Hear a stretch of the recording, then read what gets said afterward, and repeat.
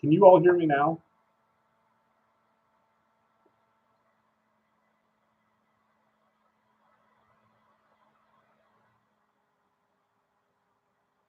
Great.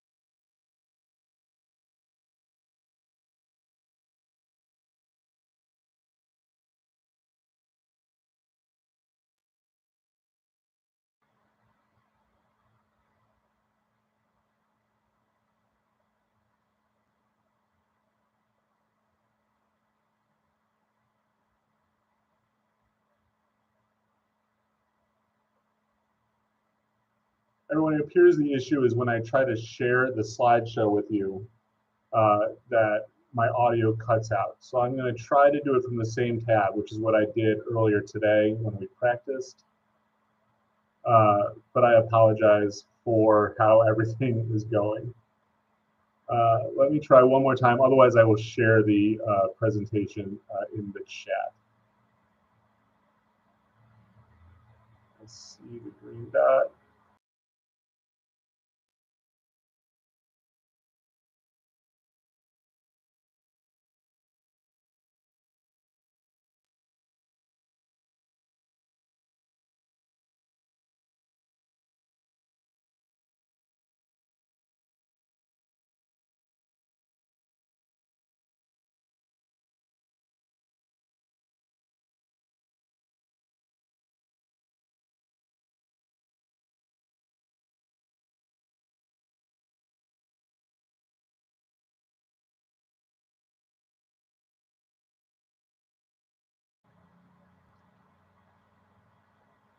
Okay, we will be less technically advanced than I had hoped to be.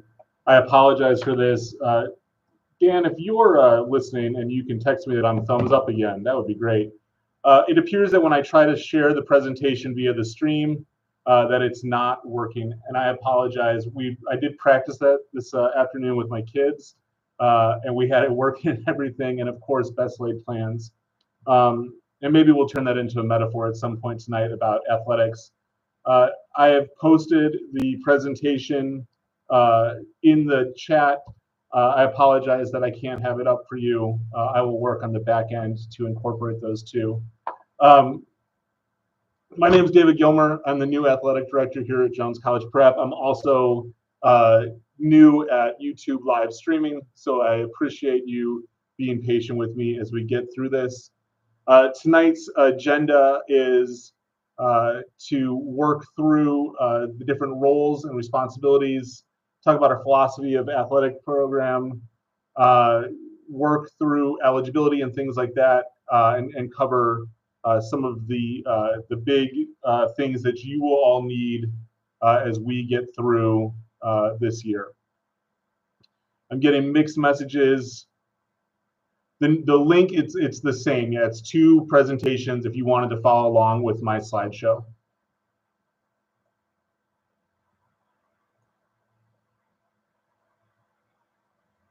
So if you're following along and we're on slide 3, these are some of the people who help out with this athletic team. So my name again is David Gilmer. I've been at Jones for 11 years. This will be the start of my 11th year.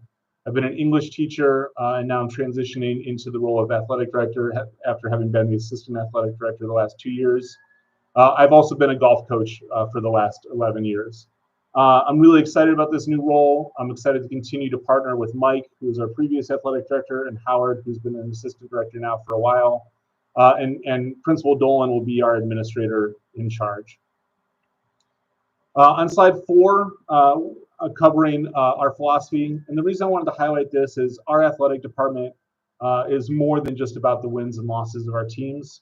Our pursuit is really to help engage with holistic student development, teaching them leadership, teaching them capacity to advocate for themselves, teaching them determination, integrity.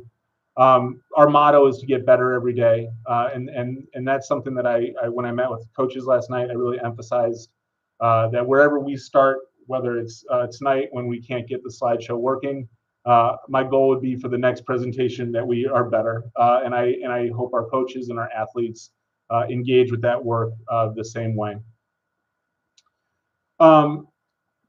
Hang on. Now I'm recognizing I'm giving you the wrong slideshow. Everything's going terrible.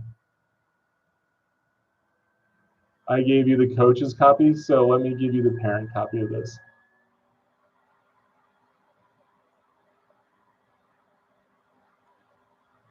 Still no audio for some people.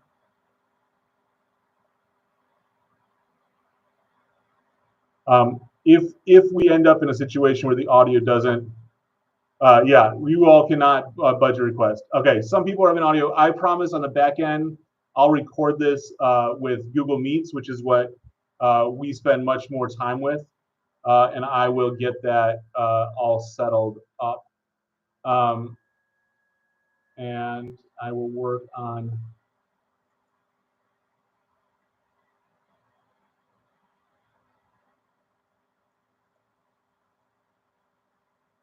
changing the presentation.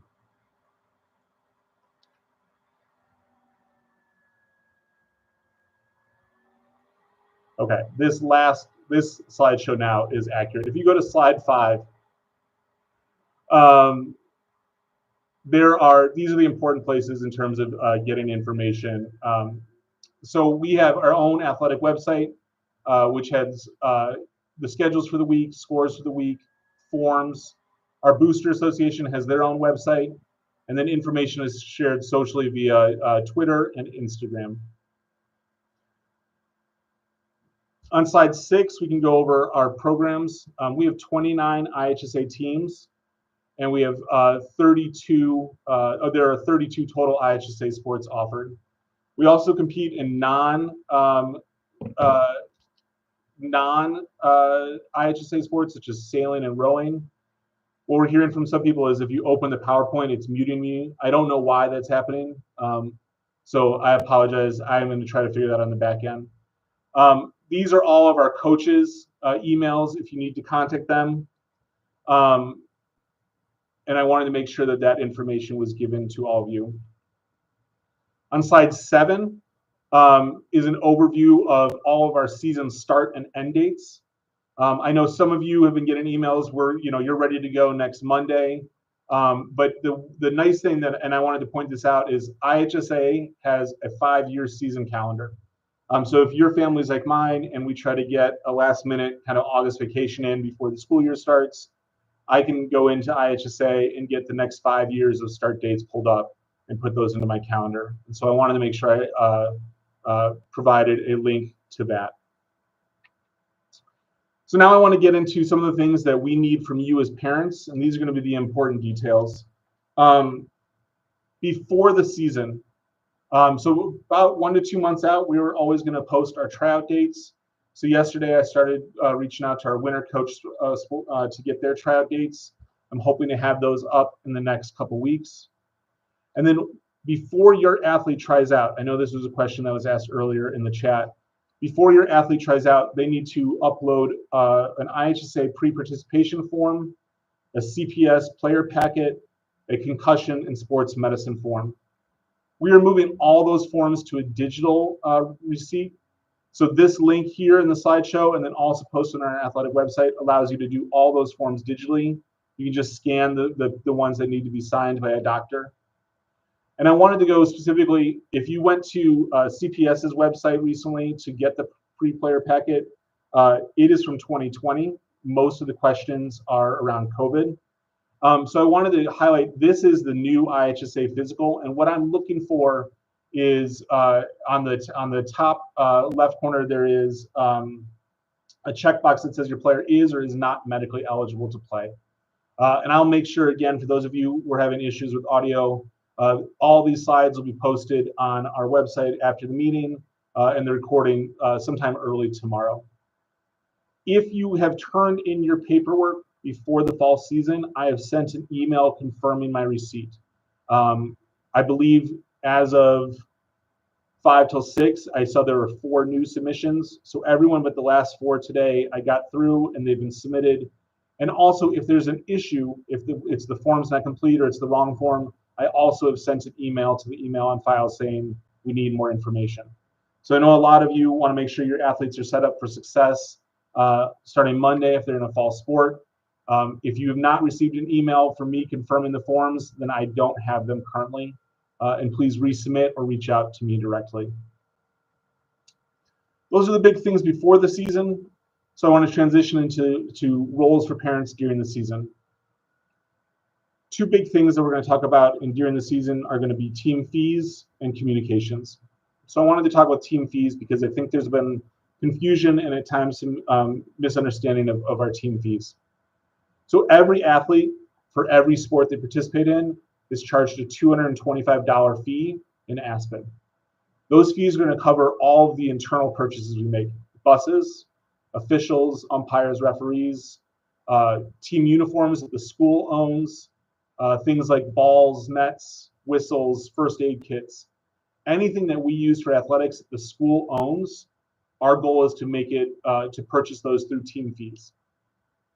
These fees are non-waivable, and again, they apply to every student in every sport they participate in. So if you're a 2-sport athlete, you would have 225 twice during the school year. Once a player makes a roster, the coach will send me the roster, and then I, along with our clerks, upload those rosters into Aspen, and the fees will appear there. So you don't need to pay fees now, but if you have a fall athlete, in the next few weeks, those fees will be uploaded. We are constantly working to make sure we audit our budget and we limit our fees to as little as possible. One of the big emphasis I would have is the sooner we can get those fees in per sport, the easier it is for us to manage and audit our books. There has been at times parents have waited until their student's a senior to pay all the fees at once. And so as you can imagine, if your student's doing 1 sport a year, by the time they're senior, that's 4 times 225, right? And that's money we've had to spend to cover expenses. So I'm asking if we can all be cognizant of getting those fees paid as soon as possible. We really appreciate it. On top of that 225, some teams may charge an additional fee. Reason this can happen is their budget exceeds the allotted amount of money they get from that 225. It can be like, as a golf coach, we work with a lot of golf courses that are not CPS vendors and are not interested in becoming CPS vendors. And so we need to be able to pay for them through a different process, right? There also may be trips in which not all students on the team attend, right? So these are some reasons why there may be team-specific fees. Generally speaking, those specific fees will be run through our booster organization. That gives us some flexibility with spending. With that, I wanted to talk about who pays for what. So I already covered what our internal accounts will pay for. And then within Jones Athletic Booster Association, there's sort of 2 different types of accounts.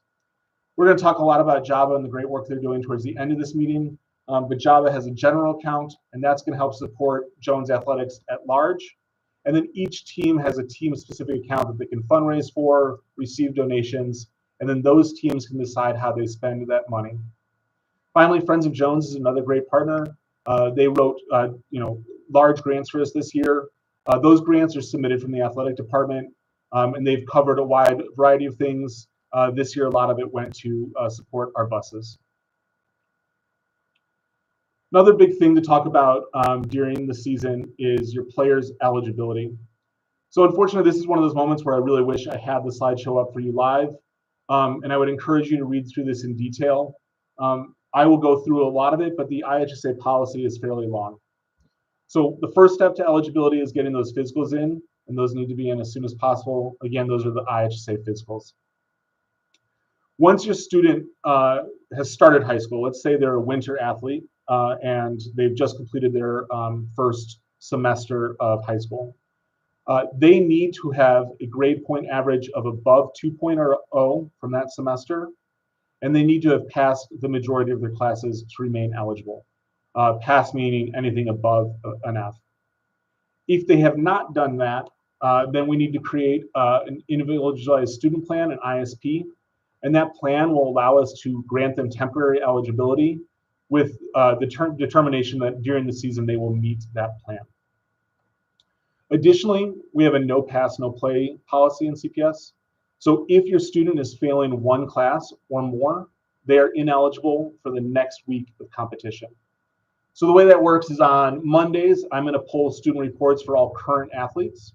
If I see that they have an F or more, they will receive an email from me telling them that they are temporarily on probation, and they will have until that Friday to get that F back up into a passing grade.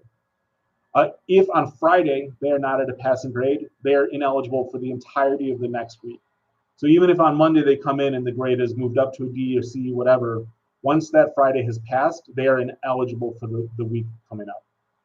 So that's a key component I want to make sure I'm transparent with parents on, and will also be communicated out to all of the athletes.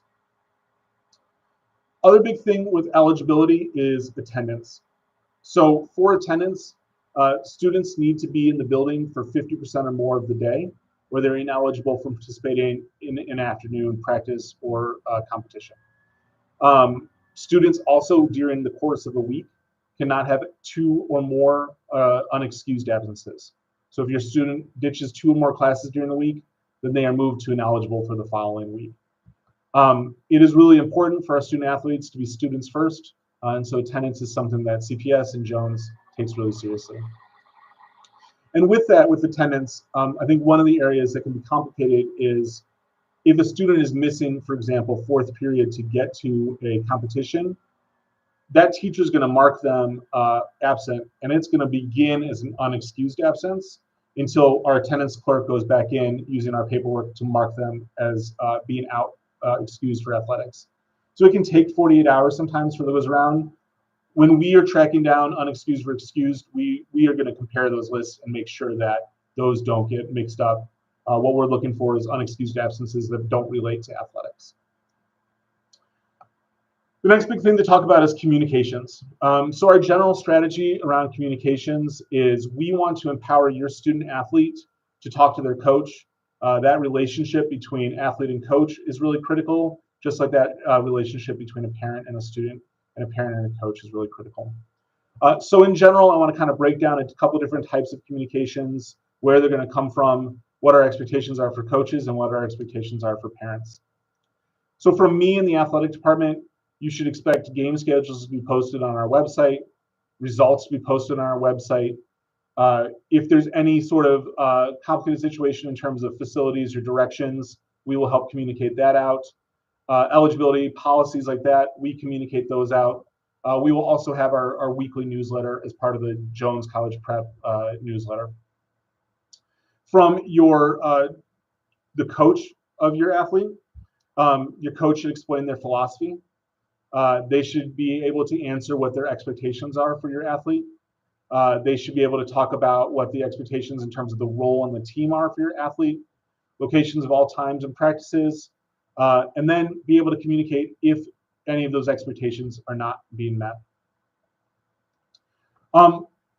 Coaches should expect from the players. If a player is going to be absent, we're asking that they let them know at minimum 48 hours ahead of time. And some coaches may have in their contracts even a larger window. We also want to make sure your athlete is always communicating about any physical symptoms or injuries they're experiencing that may prevent them from playing, or any school or class conflicts that they may encounter. And that includes if you know your student's going to be absent, they should be communicating to their teacher that they're missing a period or a day for a competition at least 48 hours ahead. We always want our athletes to feel empowered to talk to our coaches about ways to improve. If they have concerns about academics or behavior and they want support, be able to ask about their role on the team. Or if they saw a situation where they were really concerned about the behavior of a teammate, we also want to make sure your athlete knows that it's appropriate for them to communicate with the coach.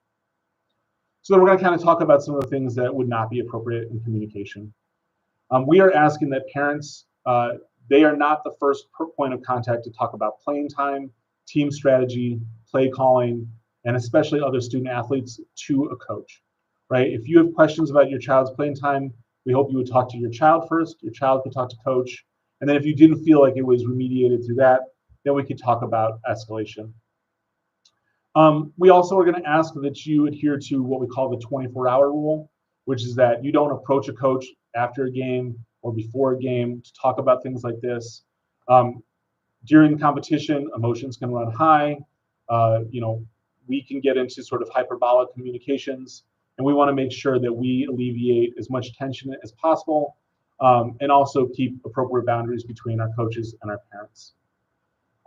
On the slide sheet, I've kind of outlined with my 5-step process in terms of how I would like to see it handled, and that'll be shared out with you later.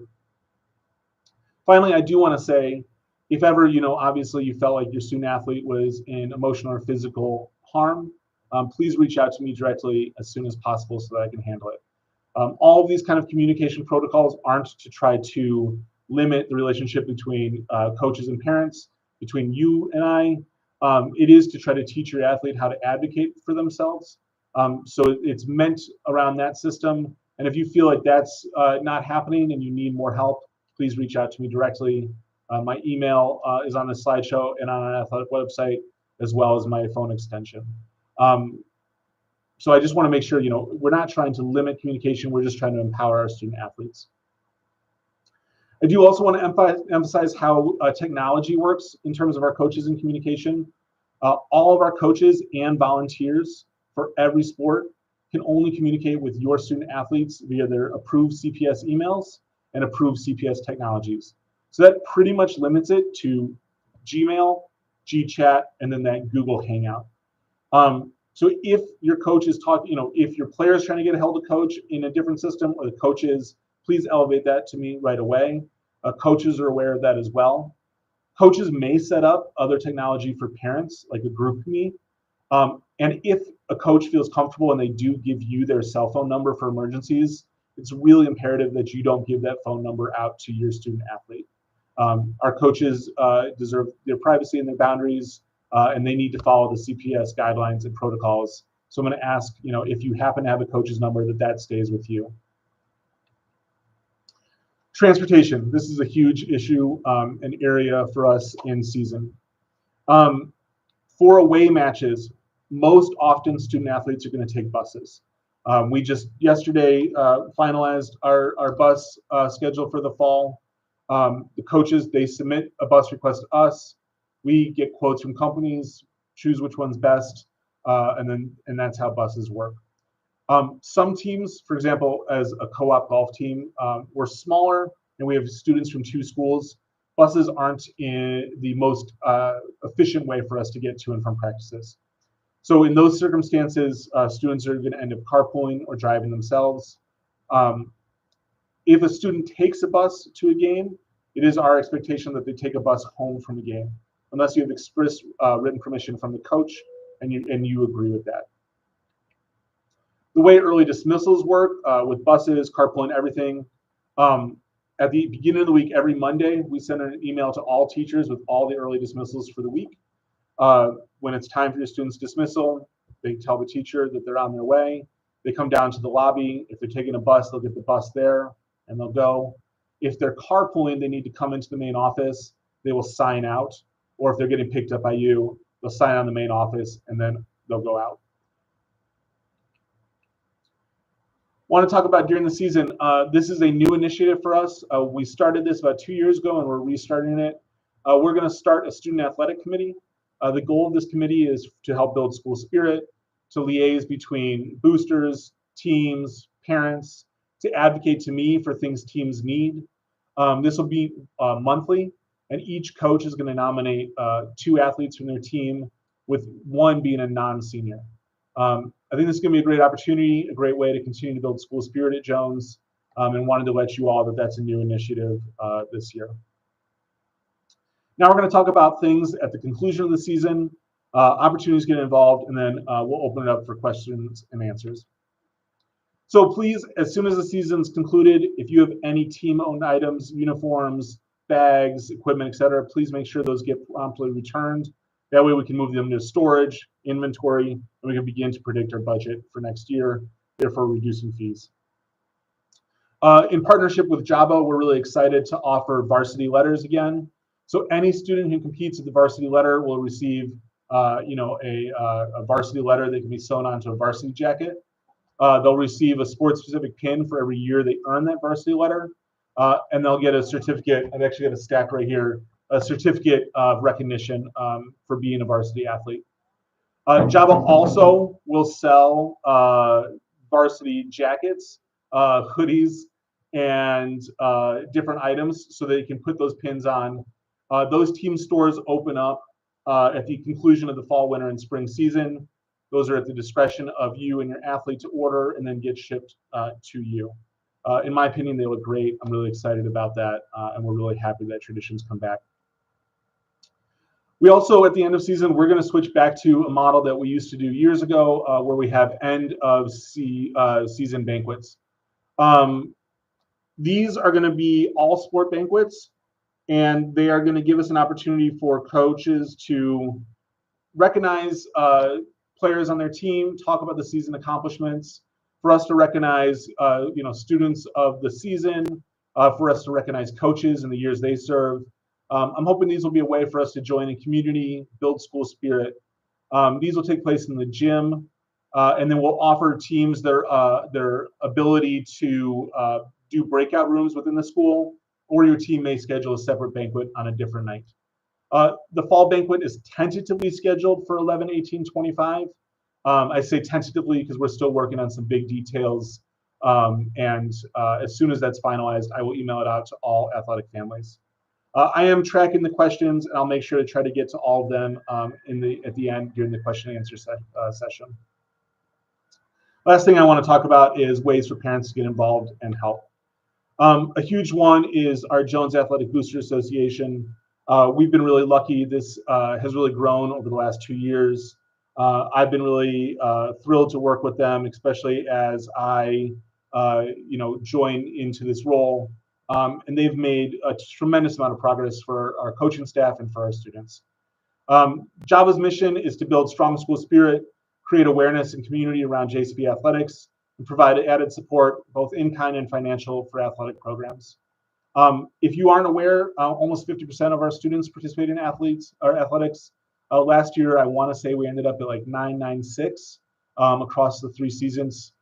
So we have a school where participation is really high, and one of the things I've always been excited about is I think if we promote ourselves even better, we'll only continue to grow. So here are some ways that you can help with Java. We are asking all teams to choose 2 parents to be Java representatives. This is a model that I've seen firsthand in our co-op with Peyton. This will help grow leadership within Java. The reality is that currently, we've got 4 parents who are really running it, and at some point, their students are going to graduate. So we want to grow leadership. We want to help take some work off those 4 parents. We also want to make sure you can advocate and talk about what your team needs and what your team's accomplishing. So I think that community can really cause a lasting impact at Jones. We've talked through a couple of the things that Java does. If you've been in our lobby, you've seen the banners that they've been getting for our city champions. Hopefully one day soon we'll have a state champion banner up there. They've worked really hard. We've gotten a Cubs Care grant that's helped us really improve our baseball field over at McGuane. They're working, like we're going to talk about, ways we want to improve softball facilities. They got the storage unit out at our field, things like that. March Madness Bracket Challenge is an annual fundraiser, which is an easy way for teams to raise money. They've also done 50-50 team raffles. We are moving to a new online ticketing system, which will make it easier to collect money. And they also have some large events. And so I just wanted to kind of quickly highlight that. There's going to be a kickoff event in September. It'll be an adults-only social event. There will be some coaches present. You can meet them. You can celebrate the start of the school year. Last year, they did a whiskey tasting. There was a limited amount of tickets sold for that, but it was a really fun night. In the winter, we had our big annual fundraiser night. That was at Ravenswood Golf Club, which is an indoor golf facility. It was an awesome night. It was a full house, a lot of fun. We're doing spirit events. These are going to be kind of students themed. One of the things we talked about is using the patio at Jones for a tailgate before a game. Doing pack the gym nights or pizza and stuff has been presented. We've talked about, we really would love to figure out a way to bus kids over to the field for a soccer game or something like that. And then they're going to help support us with the banquets and the pep rallies. If you know you want to be one of those two parents, please reach out directly to Dan. His email is dmr5869@gmail. It's in the slideshow. You can reach out to me. You can reach out to the coach. And if you want to do more than just be one of the two parent volunteers for your team, reach out as well. That concludes all my information. Before I open it up for questions, I want to thank you for the technical difficulties. I apologize. That's not how it went. I even practiced today, as I said. I see some questions in the chat, so I can start to answer those. And then if you have other questions, please post in the chat. Earlier, there was a question about when forms need to be turned in by. Forms just need to be turned in before your student athlete tries out for a team. So if you have a winter athlete, it needs to get in before the winter deadline. Again, with this slideshow, I'll send out all of the season starts, and I'm going to post the slideshow in the chat one more time. If you're a fall athlete, it needs to get in before Monday. The fee in terms of the $250, the question is, does the fee cover their uniform? Depends on which sport. So for golf, the players own their own uniforms. So the $250 does not cover their uniform. They purchase polos and hats because after a golf season, those polos and hats are pretty gross and it's not worth bringing them back. For sports like basketball, we purchase uniforms. We store the uniforms. We wash them at the end of the season. We give them out every year. So it could just be team sports. Also, the team fee does not cover the varsity jackets. The varsity jacket would be a separate process. Varsity sailing, there are no JCP fees for sailing. So sailing is a sport that IHSA does not govern. So we have a team and we support our team and we root on our team, but they're not really housed underneath us anymore. So we don't collect fees for that. Same with you don't need to turn in physicals for sailing through us. Esports is moving under athletics. I just met with Coach Eck today, and after a discussion, we moved it to athletics. Reason being that we can provide more financial support. We're talking about purchasing some new technology in the next 2 years, uniforms, buses, things like that will be a lot easier. The way we will work the fees out is unique for esports because of the way their seasons are scheduled. I'm going to answer that question about football at the end. IHSA rules have not yet changed for a student to play on a travel team at the same time as they play on a high school team. There is a bill that is currently up for vote, or it's somewhere in the process. IHSA has asked for them to pause that bill, specifically because they want to work together. IHSA has governed itself for a long time, over 100 years, and there's some complexities where we want to make sure that as students, if they were to be on a club team while on their high school sports team, there is a way in which that cannot work in a healthy way for the student, i.e. a club coach requiring them to commit to more practices than should be handled during that time frame. So right now, IHSA is trying to work with the state legislature to both be willing to work around people who are on club teams and also provide safety for our students. The one workaround is if your student athlete plays for a national team, like they're called up to the national soccer team, you can get a waiver for that. Physicals are not needed for esports. For basketball, the 225 is winter. So basketball, if you practice in the fall or you practice when contact days happen, it will be just for one season. So basketball does start in what we would call the fall, but the IHSA considers it just a winter sport. For football, we would love to start a football team, or I will restate that. I would personally love to start a football team. The rumor is out that we have been having discussions, and so to address those kind of rumors, the biggest issue with football is going to be funding. We would be needing to purchase helmets, shoulder pads, all the equipment to train and practice, the uniforms. Helmets alone come in at $300 to $400 per athlete. So if there are people who really want to do it, I'm game. We have staff who are game. We need a bit of an army to help do some of that fundraising lift. But I know that there are people who are really passionate about doing that. So absolutely. Other questions? I'll stay on a little bit because I know there's a delay, and I'll watch for questions that come in. I want to say, I see two come in. If you can't tell through my voice, I love Jones and I love Jones Athletics, and I'm really pumped up to take on this role, to work with your students and you directly. I think it's going to be a really fantastic season. So please always feel like you can reach out with any questions.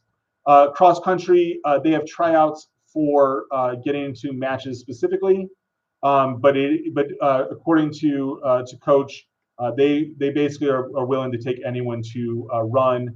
Yes, I would love to start a bass fishing team. If you're interested in being the bass fishing coach, reach out to me. I don't quite understand the question about volleyball. If you want to re-ask it, or if you want to email it to me, that's fine. In terms of cut versus no cut, most of our teams are cut. Oftentimes, that just comes down to space, how many coaches we have. So if you have any specific cut versus no cut questions, those would be emails. Golf team, we practice 5 to 6 days a week. Again, that would be a great email, and I can give you the schedule. There is one team per level for volleyball, yes. Yeah, so an athletic trainer. This is a great question. We have had a full-time athletic trainer. What we are working through CPS. CPS has covered them. And so what we understand right now is that contract was canceled by CPS. I have emails out. I'm waiting for a response. But what I understand is that we can't contract with ATI individually from CPS. So we are waiting on how all that goes. But that is a big thing. We have really loved having our trainer. It is my goal to have a full-time trainer. If not, we'll have to look at a part-time situation. I can answer your basketball question via email. Athletic fee does cover the volleyball uniforms, I believe. This will be recorded and emailed out. I may re-record it so that it sounds better without all the technical glitches. But I'll make sure that there's a recorded version with the slide deck sent out to all families, because I know not everyone was able to join live tonight.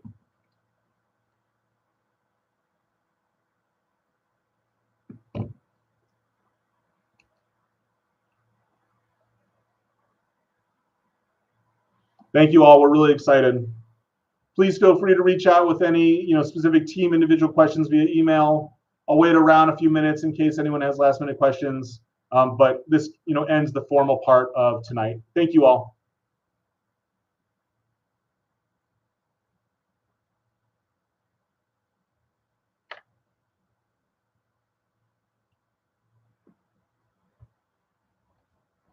Thank you.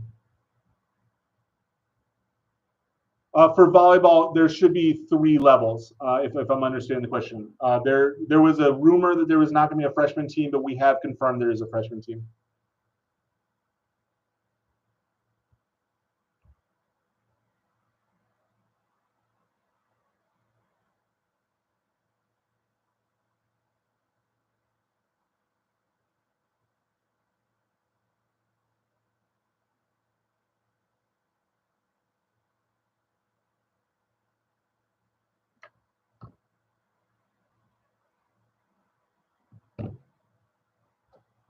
Cross country, yes, we are literally purchasing new uniforms today.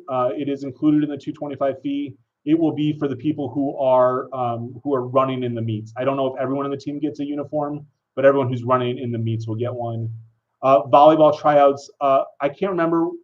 They're split up by different grades. They are all on our Jones College Prep Athletic website. Let me see if I can grab that link for you really quickly. But they have them listed up. They do start, I just don't remember which level starts on Monday, but tryouts start Monday. I will post our tryout page in the chat in 30 seconds.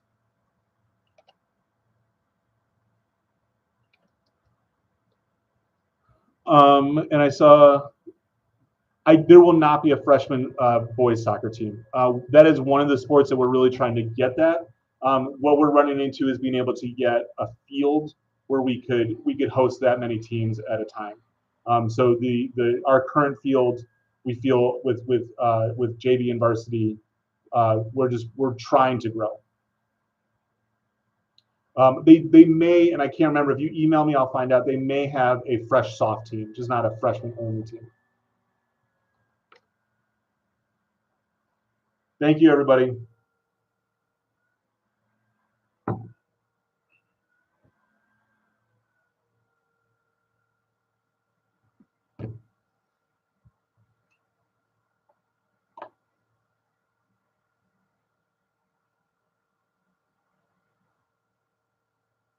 Well, we're going to have a lot of school spirit this year. I'm going to stay on for another minute or two if there's questions, and then I will head off.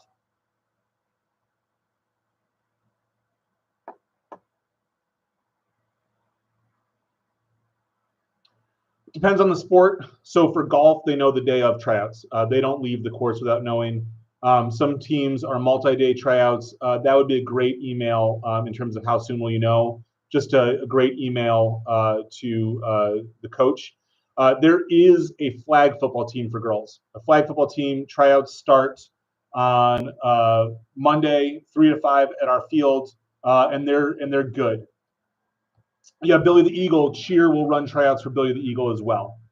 They've actually, if you go to our Instagram or their Instagram, they've already been posting some information about when those tryouts will be.